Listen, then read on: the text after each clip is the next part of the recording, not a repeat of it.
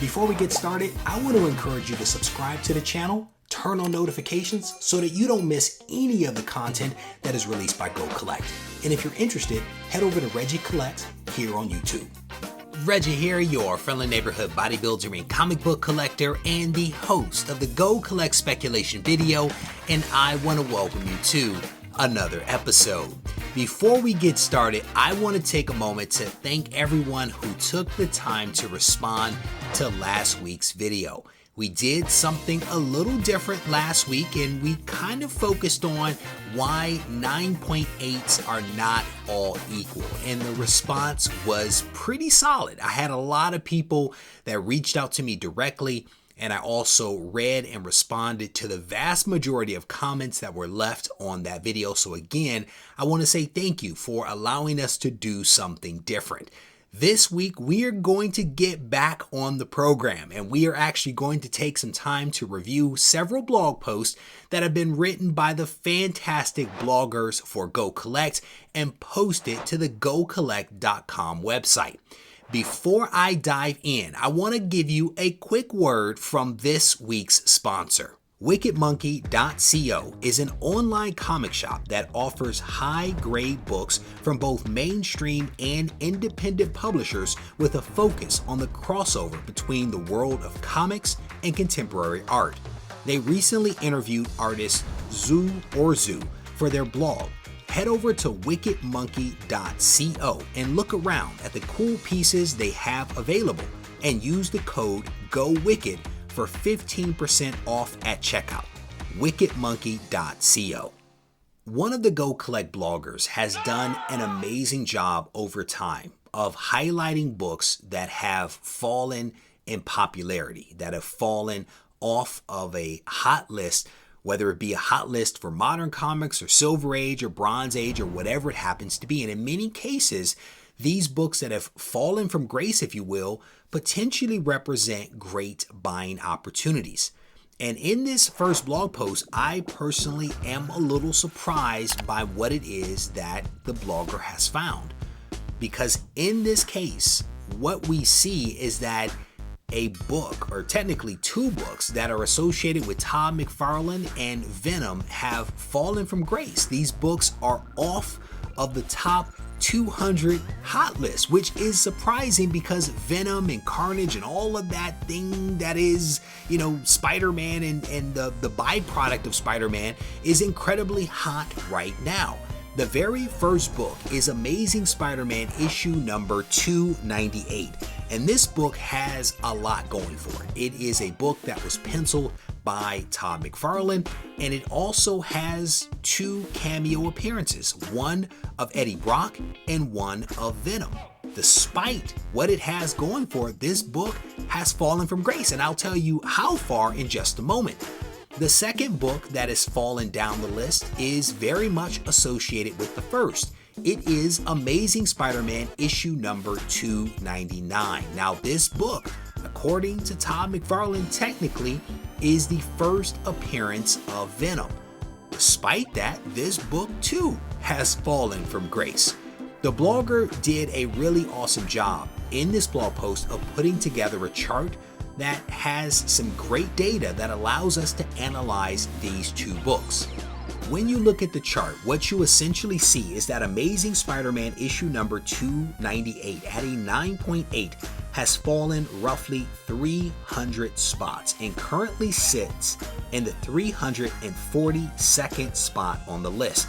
Amazing Spider-Man issue number 299 at a 9.8 has fallen more than 300 spots and currently sits in the 345th spot on the list. Now, what's interesting is when you look at these two books, what you see is that Amazing Spider-Man issue number 298 has actually had a positive return of about 2.3%. Contrast that to Amazing Spider-Man 299, which has a negative return of almost 9%. Potentially, these books represent buying opportunities. And I say that because arguably volume 1 of Amazing Spider-Man is incredibly hot. This volume has performed incredibly well over time, And you can't really go wrong with volume 1 of potentially one of the most popular characters ever, and certainly with Marvel. And so what's also great about this blog post is that the blogger didn't just focus on collectors or investors. He actually put together recommendations for collectors, investors, and speculators. And I'm not going to go into the specific recommendations that are made for each. I will, however, invite you to read this blog post for yourself. It is linked down in the description. I encourage you to check it out because these two books are really fantastic, and potentially there is a lot of long-term potential here. So this next blog post is technically two blog posts that we are going to try to combine together because essentially what happens in both is the same. And what I'm talking about is that our blogger took some time to look at some comics that were being sold on Comic Link. And specifically, the blogger looks at comics from CGC and CBCS and looks at the delta that exists, the value delta that exists between these two books that are being sold just days apart from these grading companies. One of the things that I've spoken about on my channel a lot, and the blogger actually talks about in this blog post, is that there are a lot of options when it comes to grading companies. And it's important for people to evaluate these grading companies for themselves because they all have their pros and their cons. They all have their points of differentiation, and none of them are perfect. And so it's important for us as individuals and collectors and speculators and investors to decide what makes the most sense for us and then to do that thing. One of the other things that I'll say to you is that it appears that over time, the value delta has been narrowing between CGC and CBCS.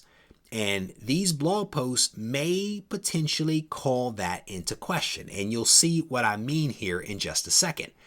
The first book that the blogger looks at is Amazing Spider-Man issue number 194. And this is the first appearance of Black Cat. This book historically at a 9.8 has been about $1,000 book, but because of everything that is happening now, is selling for about $4,000. So in this case, what we saw is that a CBCS copy of Amazing Spider-Man issue number 194 sold for $2,617 with 26 bids. A few days earlier, a CGC 9.8 of the exact same book sold for $4,200 with 36 bidders. And the big question is, why? Was it because it was a CGC book? It was not. It was not. And I say that with a little bit of confidence because the CGC book that was sold for $4,200 was actually a newsstand copy. And right now, newsstands are trumping everything. If all things are equal, the newsstand is probably going to sell more than the direct edition. And that is, in my mind, what drove the price difference between these two books. Now, in the second situation, I'm a little hard pressed to come up with an argument for this one. And I say that because in the second example, we are looking at DC Presents issue number 47 from 1982. And this book is actually the first appearance of He-Man and Skeletor in comics. And the trailer recently dropped for this. I haven't yet seen it, but I've heard from a lot of people that the trailer is amazing, so I'm hoping to check it out very soon. But in this case, what we see is that a CBCS copy, a 9.8 of DC Comics Presents issue number 47 sold for $1,535. A CGC 9.8 copy sold for $2,535 with 39 bids versus 27 bids. And in this case, both of these books were direct edition and both of them had white pages. There's a price difference. It's a smaller price difference, but it's still there. And I honestly am hard pressed to argue why that delta might exist. The blogger even throws in that in both situations, both of the CBCS books that I just spoke about were actually better centered than the CGC copy. So again, I'm struggling with why the CGC copy of DC Presents actually sold for more. And I'm definitely curious as to what folks' thoughts are as to why this might be the case. We have heard again anecdotally that the delta is narrowing, but we are seeing some instances where that isn't true. At the end of the day, to really be able to examine this, it would require someone looking at thousands of sales over time and analyzing that data to determine whether there is a delta or not, and if there is, how much that delta is. Looking at individual sales doesn't necessarily tell us that. And again, this is not a criticism of the blogger. The blogger literally says the same thing that I'm saying right now, so we are in agreement. So we are also looking for somebody out there that has some time on their hands to crunch some data. With that said, this blog post is linked down in the description. I encourage you to check it out because it is solid. This next blog post is interesting to me for a couple of reasons. This blogger puts together a blog post called Upon Further Review, in which they essentially examine the recommendations that have been made by other bloggers on GoCollect.com. They literally go back and examine recommendations that people have put out there to buy or to sell books. And this is really honestly a hard thing to do because you're looking critically at someone else's work in hindsight. That is difficult to do and not do it in a way that is destructive to someone's reputation. So the blogger is always threading a needle. But in the case of this blog post, what we get is not necessarily an examination of someone else's work. What we do get is a breakdown of the methodology that the blogger uses to examine these old blog posts. And that to me is really helpful to see how someone thinks, and to see their methodology puts me in a position to be able to leverage that methodology for my own analysis. And I kind of dig that. The other thing that I dig is that this blog post is incredibly well written. It is well written. And as a writer myself, I thoroughly enjoy that type of thing. So this is one I really encourage you guys to check it out. It is linked down in the description. But getting back to some of those practical tips and pointers, these are the nuggets to me. These are truly the nuggets. And one of those nuggets that the blogger highlights is that it's important for us to use GoCollect's Dive Deeper. This is a functionality on the website that actually allows users to change the parameters and to personalize the parameters of the searches that are being conducted. And this allows us to go a little bit deeper, to tweak some of those things, to look at the data a little bit different in a way that may actually work for us. And specifically, the blogger uses this deeper dive in the examination of the old blog posts by setting the date parameters so that they can examine what transpired following the blog post that was printed. And again, this allows us and the blogger to kind of tweak what it is that we are actually looking at. The next practical tip that the blogger offers is to go beyond the FMV. And FMV is a useful tool, but it is only one tool of many that are available in GoCollect. The blogger highlights several others that we might want to use, and how and the why. One of those things that they talk about is to look at the trending, to look at how a book is trending, whether it be up or down. Another thing, the method of sale, whether it be a fixed sale or an auction, also reveals a lot of things for us. And I'm not going to tell you how some of these things come into play because I want you to read this one. But again, the blogger is basically saying, hey, here's a resource, here's a tool, here's how I use it, here's why I use it. This is honestly some insightful stuff. The third section that the blogger talks about, I think, is really invaluable.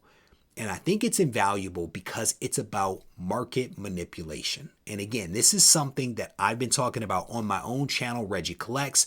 It is something that happens Anytime money is involved, there are going to be bad actors. And our blogger is essentially giving us some tools to identify when and how the market might be getting manipulated so that we don't fall prey and catch a brick. Again, well-written, practical blog posts with some suggestions that we can all implement. I encourage you to check this one out. So there you have it. We have reached the end of another recap. If you enjoyed this video, I want to encourage you to hit the thumbs up button and tune in next week when we get to do this all over again.